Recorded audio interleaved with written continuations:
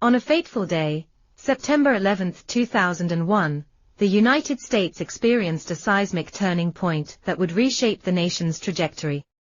In a series of tragic events, two planes crashed into the iconic Twin Towers of the World Trade Center, another struck the Pentagon, and passengers on United Airlines Flight 93 heroically intervened, preventing further catastrophe. These coordinated terrorist attacks were masterminded by Osama bin Laden, a Saudi national born into a wealthy and influential family. Bin Laden, once an ally during Afghanistan's war against the USSR, played a pivotal role in supporting the Afghan resistance. However, as time passed, his perception of the United States shifted, leading him to view the nation as an adversary. He accused the US of attempting to exploit and plunder Muslim wealth. In response to these heinous acts, the United States initiated military operations in Afghanistan. Amidst the turmoil, the US made a controversial decision to sanction the use of enhanced interrogation techniques, widely condemned as torture, to extract information from individuals suspected of ties to terrorism. This decision sparked intense debate and raised ethical questions about the balance between national security and human rights. The decision to employ such methods, including waterboarding and other harsh interrogation techniques, fueled intense domestic and international debates. Critics argued that these practices violated human rights, flouted international law, and ran counter to the principles that the United States purportedly championed.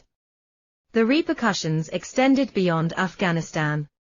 Suspicions of weapons of mass destruction led the US to invade Iraq, an action that later proved unfounded as no such weapons were found.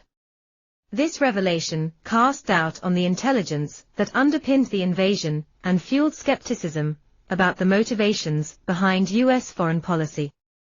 The aftermath of 9/11 left an indelible mark, reshaping US foreign policy, national security practices, and its global image.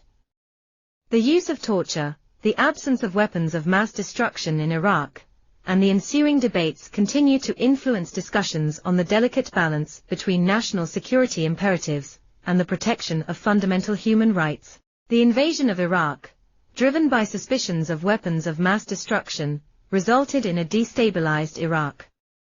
The death toll, both American, 4,000 killed, and Iraqi, 200,000 killed, and the lack of evidence for WMD significantly impacted international perceptions of the US credibility and its decision-making process. Reports and images depicting the mistreatment of detainees in Iraq raised concerns about the misuse of power by some American military personnel. These incidents tarnished the reputation of the US military and fueled anti-American sentiments. Efforts by Muslims to build a mosque near Ground Zero, the site of the Twin Towers, sparked a heated national debate over religious freedom, cultural sensitivity, and the lingering wounds from the 9/11 attacks. While the official narrative asserted that the United States has been successful in its efforts to counter terrorism since the aftermath of 9/11, perspectives on this issue are not without controversy. Despite the official stance of victory in the war on terror, voices such as Michael Flynn, a former national security advisor, have offered dissenting opinions. The 2008 presidential election saw Barack Obama and John McCain offering differing perspectives on the wars in Iraq and Afghanistan. Obama's promise to end the Iraq War and refocus on Afghanistan resonated with voters seeking a change in foreign policy. Obama initiated troop withdrawals from Iraq, fulfilling his campaign promise.